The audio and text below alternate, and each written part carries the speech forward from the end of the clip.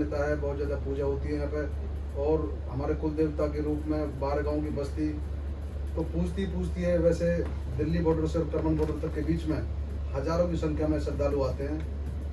तो सर इसका कलिया के धाम कैसे पड़ा नाम? ये हमारे बुजुर्ग बताते हैं कि 3 बहनें थी।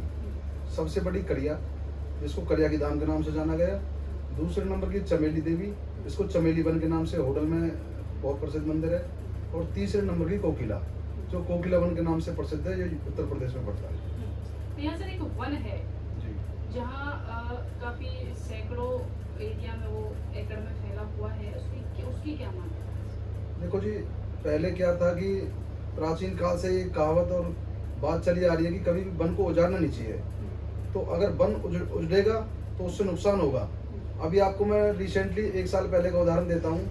हमारे बनी की साइड से एक बहुत बड़े रेल का प्रोजेक्ट वो लॉन्च हो चुका है और रेल उस पर चल रही है। तो वो एक एक्वायरमेंट की, सेंट्रल गवर्नमेंट ने एक ज़मीन एक्वायर की, तो वो जो मेजरमेंट हुई वो हमारे बनी के बीचों बीच एक्वायर कर ली उन्होंने। तो गांव बस्ती के लोगों ने हाथ जोड़े और कहा कि ये हमारी ये बनी उजड़ जाएगी, आप इसको यहाँ से हटा के प्लान को साइड में कर लें। तो उन्होंने कहा कि भारत सरकार का प्रोजेक्ट है, इसको हम चेंज नहीं कर सकते।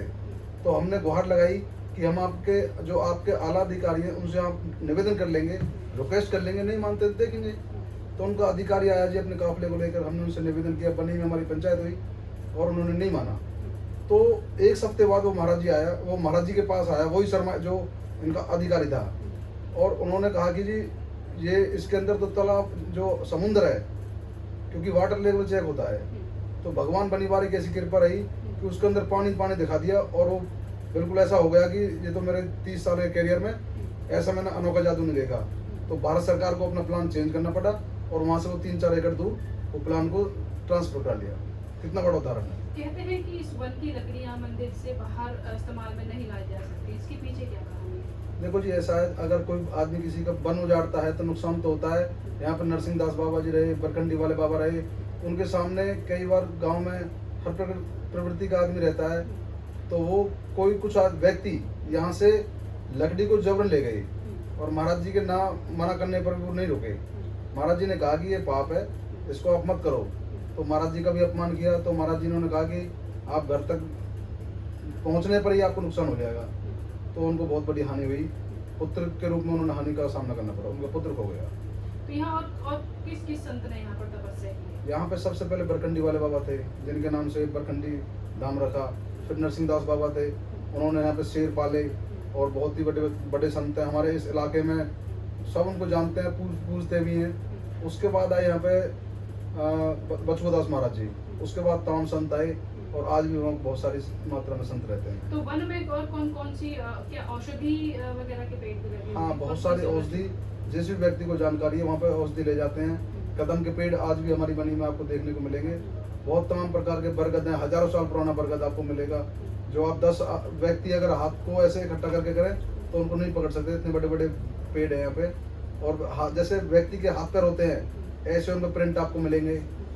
क्या जानवर भी अभी भी रहते हैं? जानवर अब तो शेर वगैरह तो नहीं है, बाकी और तमाम प्रकार के जानवर आपको मिल जाएंगे, जैसे बाघ, ये जैसे लक्कड़ बग्गा है, हिरन है और रोज हैं और खरगोश वगैरह, ये तमाम प्रकार के आपको जानवर वहाँ पे देखने को मिलेंगे। एक छोटा सा कुंड भी मंदिर के अंदर बना हुआ है, उसकी क्या बात है? वो जी बहुत बड़ा कुंड है, 1 एकड़ के लगभग का कुंड है और उसका बहुत प्राचीन इतिहास है।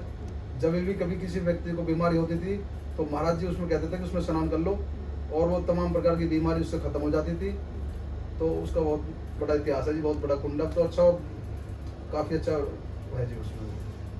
अच्छा, ये कितना पुराना मंदिर होगा लगभग, और कितनी यहाँ पर किस संत की जो समाधि है बनी हुई है? देखो जी, ये 1000 साल के लगभग पुराना मंदिर है। यहाँ पे बरकंडी वाले बाबा की भी समाधि है, नरसिंह दास बाबा की भी समाधि है, बचुदास महाराज जी की भी समाधि है और एक नंद औरतें उनकी भी समाधि है। 4-5 समाधि बनी हुई है। अब कौन से संत यहाँ? हाँ, तो सिंगल से ही हो रहा है ना। अब यहाँ पे रूपदास महाराज जी हैं और पहलवान महाराज जी, 2 संत रहते हैं परमानेंट। ठीक है। अभी यहाँ पे शिमला से भी संत आए हुए हैं। तो कितने? वही डालिए मैंने 1.5 लाख और ये 1.5 लाख 12 गाँव की 4। बनी है, 12 गाँव की बस्ती का मंदिर है जी। बहुत 1.5 लाख परमानेंट ATC बनी की सेवा करता है हर व्यक्ति। और वैसे तो यहाँ पे दिल्ली से, गुड़गांव से, फरीदाबाद से, 2 कोसी लाख से, तमाम चारों तरफ से व्यक्ति आते हैं यहाँ पे। लगभग कितने एकड़ से बना होगा मंदिर? ये 150 पौने 200 एकड़ का डिडक्शन ना पूरी रिफंड बनी हो है। रहा है सारा। परिक्रमा मार्ग कितना बड़ा होगा? परिक्रमा हाँ। इसकी 3.5 किलोमीटर की। अगर बंदरों की अगर बात करें, यहाँ बंदर भी काफी वही, संख्या अच्छा में रे। देखे गए हैं और भी कोई जानवर हैं? तब कम गौशाला बैठता में है। देखे गए हैं। गौशाला एक में तो 90 ये जब हमारी डाला, 2013 एक 70 में डाला था हमने ना, तब गौशाला को 44 रजिस्टर बैठा। कराया। और हमारे पलवल जिले में पहले डी साहब थे हाँ। अशोक कुमार मीना जी, उन्होंने हमें सम्मानित किया। हमारी पलवल जिले की नंबर 1 गौशाला के नाम से जानी जाती है। आप भी देखो, साफ सफाई रहती है और हम संख्या बेशक 400-500 रहे हैं, परंतु हम बहुत ज़्यादा देख रेख करते हैं। कर दो इसमें सबमिट। सारे हमारे जो कमेटी के पदाधिकारी हैं सब OTP पढ़े लिखे भेज रही हैं हूँ। और पूरा ध्यान देते हैं। OTP दे देना।